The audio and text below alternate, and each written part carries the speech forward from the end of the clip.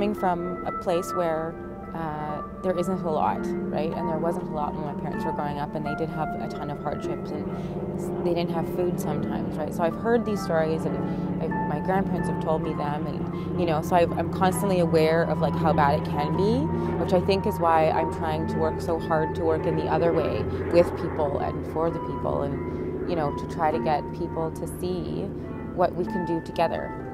Part of the reason why I'm attracted to cultural affairs and bringing people together through events is because of that experience. And I think by doing the events and bringing this many people together through something that's so, I guess, personal to people, which is, art, you see it in so many different ways. It's kind of a way to bridge that gap of all the differences and just bring people together for the sake of something that's beautiful, right? And at the same time, as they're looking at all that beautiful stuff, they're also creating that beautiful atmosphere, which then extends into the culture, hopefully.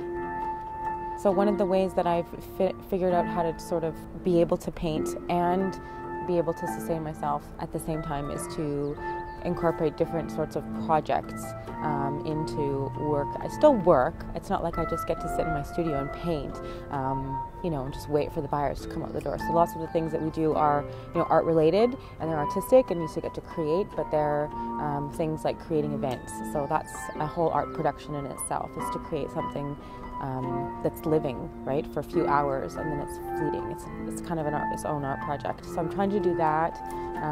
We have an art program that we're running as well, so that we partner with different merchants in the city and show artwork and have shows. And I think obviously art is it's a unique thing. It's a one-of-a-kind thing, right? So people tend not to understand what the value of art is.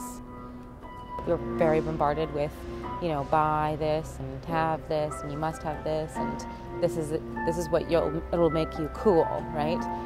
So I think we tend to forget about making commodities that are of value and are artistic.